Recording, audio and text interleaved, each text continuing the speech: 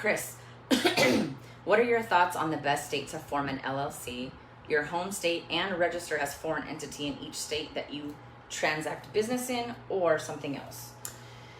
Fully acknowledged to verify with lawyer and CPA, but just curious what your... Yeah, thank you. Yeah, our disclaimer is we are not a lawyer, we hire one. Yeah, right. And we're also not a CPA. Oh, wait. Yes, she is, but I don't know anything about taxes, so I know a little bit. I know enough to get in trouble. All right. Okay, Chris, that's a really difficult question to answer, but I'll do the best that I can. Obviously, you have to talk to an attorney who, it depends on what your whole strategy is. There's tax strategy involved, there's asset protection strategy involved. So where you should host the initial LLC, whether it be your home state or someone else, it depends on where, or somewhere else, it depends on what your goals are. So if your goal was anonymity, you're probably not going to do it in your home state unless your home state happens to be Wyoming, right? So, or Nevada. In Wyoming and Nevada, there are certain time frames for which your LLC, nobody can tell who owns it. So if your goal is anonymity, you'd probably want to start the LLC there. That being said, I think you're asking the question, do you have your LLC in your home state and then just go register it in all your different states? It depends on what you're doing with the LLC. And that's why it's a little bit challenging to answer this question just broadly, because let's say you're doing a couple flips, you're doing a couple rentals, you wouldn't use the same LLC for that because you're going to end up getting screwed on your rentals because they're going to end up getting taxed like flips instead of getting taxed the way you want your rentals to be taxed, which is getting depreciation expense and having long-term capital gains when you sell. So the other part of it is with holding LLCs, you want to keep in mind that you don't want to just stick everything you own necessarily into one LLC unless you have a pretty significant mortgage on it, which helps to shield you from liability. Because what happens is, let's say you have an LLC and you're just putting a whole bunch of properties in it. Let's say you put 10 properties in your LLC. All right, and let's say you own them all free and clear and you have $1.5 million. Let's say you have $1.5 million of property in one LLC and you have no debt on it. And let's say someone comes on one of your properties and they slip and fall on your property and then they sue the owner of that property.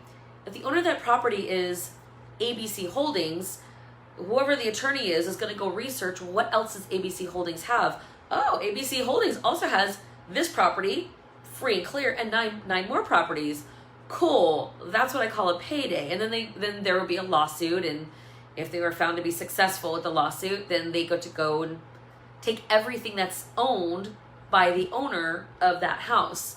So, but let's say if for instance, you have loans in place for $1.2 million.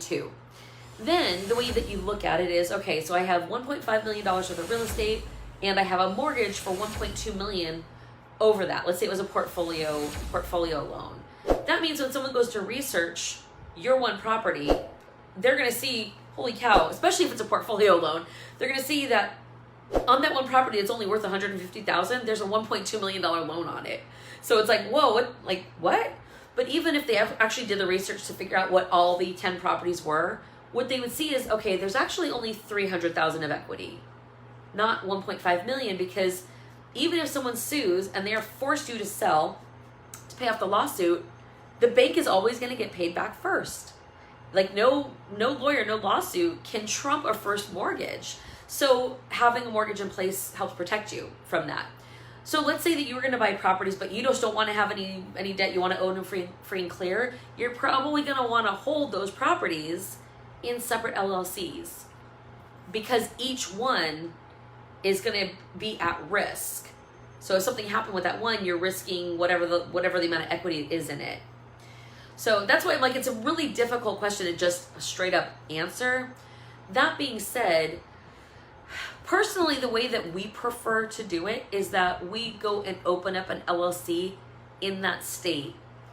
Because for us in California, it doesn't really make a lot of sense for us to start a company here that we then have to go register in other states, because every LLC that you start here, you have to pay a minimum state franchise tax, even if you're running at a loss. So it doesn't really make sense for us to do that. And then plus, we're not only doing a state filing fee where we live, we're also doing a state filing fee in that other location. So it just provides extra stuff. So we just set up our LLCs in the location.